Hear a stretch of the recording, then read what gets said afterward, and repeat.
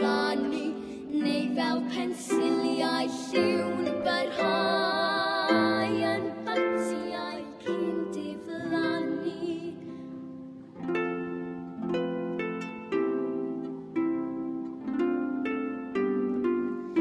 Mil gwaith mwy gwerthiol ydyw iaith, mae'n ddrws i ganu drwyddo, ac wrth ei siarad ti